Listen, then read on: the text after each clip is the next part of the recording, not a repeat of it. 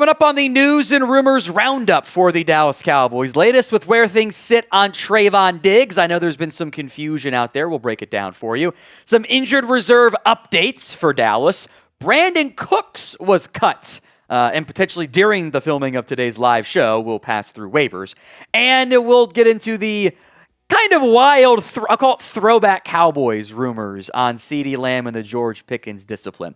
Before we get into that, we are actually losing the like battle right now this month against Eagles Now. We're a little, about 2,500 around there away from catching up to the Eagles. Let's do it right now. Let's not let them win anything this week. Help us out for free like today's show. Let's go to Trevon Diggs. Now, I've seen some inconsistencies. I'm not going to call it, it's not intentional misinformation. It's a very understandable mistake in terms of when Trevon Diggs is actually eligible to return to the Cowboys. He was placed on IR back on October 25th. However, it is not 4 weeks of actual time. It's 4 game weeks, as in 4 games a player has to sit out before they are eligible to return from injured reserve. Therefore, he is not able to return this upcoming week. Next week is when he'll be able to go. So he's eligible to play against the Chiefs. That's when he'd be able to play, or the Lions and Vikings starters. He does still have to sit out this week's game against the Las Vegas Raiders. That's why there's been no Diggs designated to return news. Just was not ever the plan on that front. Diggs has not been very good this year. The man zone disagreements and inconsistencies have certainly been a factor on that front. The 3 touchdowns allowed. He's had some games. The first Eagles game, they didn't even test him. Played great in that one because he wasn't tested, period. Since then, not nearly as good on that front. The Cowboys, I think, are mostly disappointed with what they've gotten out of Trevon Diggs since they paid him. We spent a lot of time here in the past discussing the frustrations that exist within this Cowboys organization about the play of Trevon Diggs since getting paid. They kind of let their money get mad a little bit. The good news for Dallas, at least, comes in the cornerback room, where the Cowboys have gotten good play out of Savone Revel. This was kind of the depth chart a week ago, and I think it's changed pretty drastically. Kalen Carson, in reality, is the number 2 corner now. Savone Revel has taken on some playing time. They've essentially benched their 2 starters from the beginning of the year when it was Elam and Diggs, and now it's not really either of those guys. And I do wonder, does Diggs come back? Or is this kind of, we've seen the last of him already? So predictions. Will Trevon Diggs play again this year? Y for yes, N for no. Let me know in the comments section of today's show. With the very tight turnaround before Thanksgiving coming up here, because the Cowboys play Sunday and then on Thursday, I'm not sure if Diggs will return the first week he's eligible. I'm not sure what type of fully close to game shape he's in. They might make a little bit more of a cautious approach there. If the Cowboys are still realistically alive in 2 weeks, in 3 weeks, whatever, I wouldn't be surprised if he made his return. I can certainly see that as an outcome. But given the frustrations from the front office, I think some disappointment in allegedly him not doing his treatment properly, I don't think we should assume anything on the future of Trevon Diggs. It would not surprise me either if the Cowboys get 2 weeks from now and go, you know what? This juice is not worth the squeeze. We're going to move on and just let him hang around the team. We're not going to bring him back, and we'll focus on the youth with Savone Revel, Kalen Carson. That would not surprise me either. It's in a bit of a dicey spot, but I put the over-under after the Chiefs game still.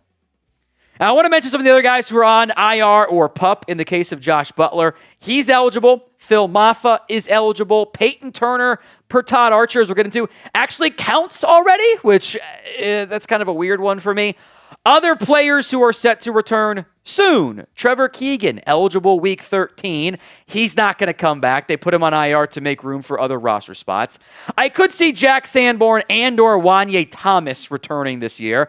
Cowboys going 4 deep right now at linebacker. Sanborn eligible in week 4 with his own groin injury. Wanye Thomas, the non-football illness list, eligible week 15. Ajani Cornelius, much like Trevor Keegan, is not going to come back. That was just, we needed bodies right there.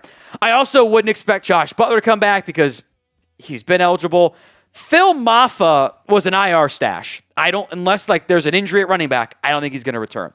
Big note from ESPN's Todd Archer that, mentioning the 4 games, not 4 weeks, Cowboys, per Todd, have used 6 of the 8 they are eligible, apparently because they carried Peyton Turner or put him on IR to begin everything.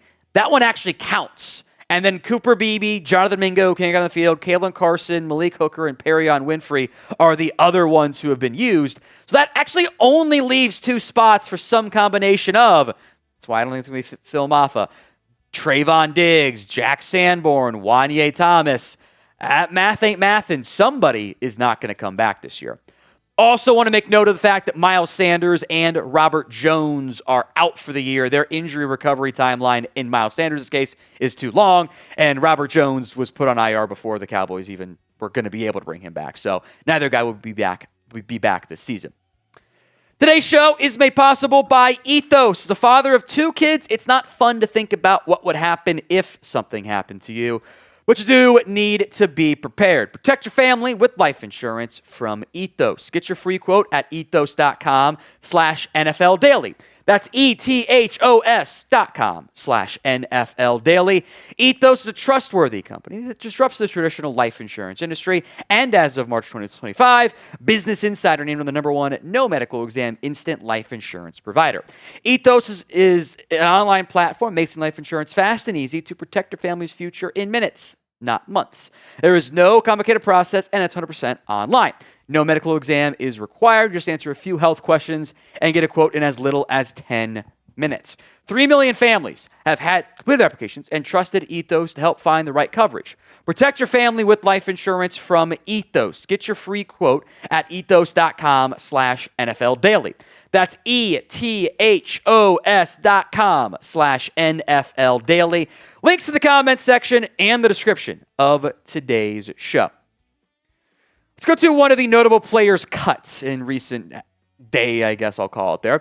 Brandin Cooks, the Cowboys legend, released by Dallas, or released by the Saints, in what was called a mutual decision by both sides. Background here, Cooks got a shockingly expensive deal, frankly. 2 years, $13 million. The 2 sides had agreed to remove the guarantee money that was owed to Cooks next year as part of Cooks's request to get released from the organization. And to be quite honest, Brandin Cooks has not had an impact this year, really any impact for the Saints. Of note, both against the Saints comp pick formula and in favor of the Cowboys comp pick formula, Brandin Cooks will still count. It is still going to count as it was constructed with the contract, so they don't actually get any benefits outside of saving some money, etc. Now, the comp pick situation, which can be complicated, I think is developing mostly positive for the Dallas Cowboys. So we're going to have a video on that probably next week after the Thanksgiving game is my tentative timeline there to break it down, see where things sit. I think there's a real chance to get 2 fifth-round picks in the end. I'll have a full video on it. Hit that sub button so you don't miss out. There's been a few suggestions, social media, etc., about, hey, what if you just sign Brandin Cooks and moved on from Jalen Tolbert? And I get the issues with Jalen Tolbert. There's really no reason to do that. And the reason here's the rationale. Tolbert's better, he's cheaper, and he's more useful than Brandin Cooks right now. That is the reality. Brandin Cooks this year, got outplayed last year by Jalen Tolbert. 19 catches, 165 yards, and 0 touchdowns.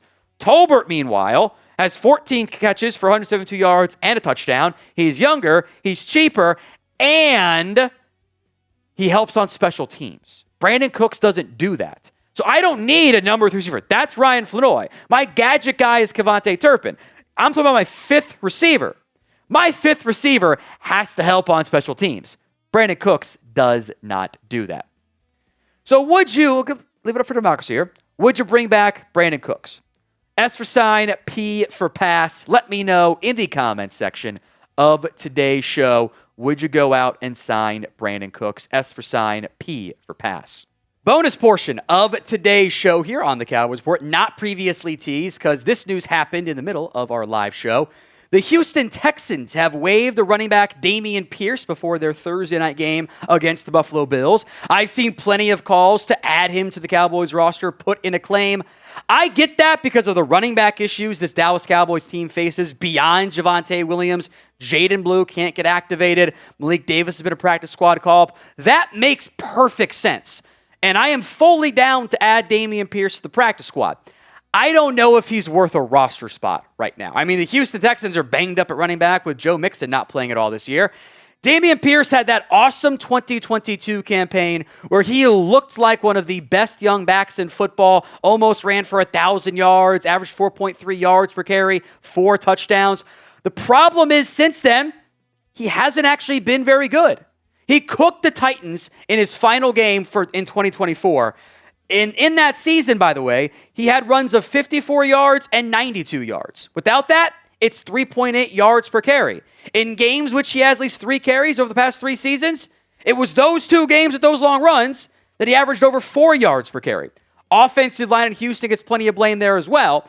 But I do question if there's that much left in the tank. And my concern is very different play styles. He's this generation's Steve Slayton one-year wonder of a Houston Texans back. So would you add Dameon Pierce? For me, this is active roster, like practice squad. You could add producer and practice squad. No one actually cares about it. Would you add Dameon Pierce? 1 for yes, 0 for no, as it relates to the Cowboys' active roster. Let's go to the CeeDee Lamb stuff here as planned. The rumors of why Lamb and Pickens were benched for the first drive, they've been everywhere. I know my boy Jay Tuck on Twitter had claimed that they had missed curfew, which is essentially what CeeDee Lamb said, by the way. The juicy rumors had come from quite literally guy on Twitter. It's all it was. Just a guy with like 200 followers said, hey, a coworker, neighbor spotted CeeDee Lamb puking at 7:30 a.m. Monday at a casino. Lamb did speak with media on Thursday and said, this was not true. That is not what happened. Lamb said he and George Pickens missed curfew, that they were late getting back for the game against Las Vegas. They were having dinner and a few drinks at the Red Rock Casino. If you've been to Vegas, I'm sure you know what that is. Lamb said he did not throw up at the casino at 7:30 in the morning. Said it's disrespectful to suggest that, and he knows how to hold his alcohol, which I thought was a pretty funny comment there. They at least balled out. I mean, Pickens and Lamb combined for 14 catches for 210 yards and 2 scores. That was a throwback day of the 88 having drama off field, then balling out.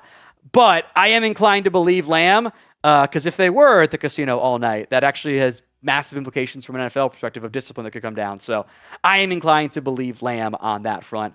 Although the puking casino story is super funny and will probably be memed because it's funny and why not?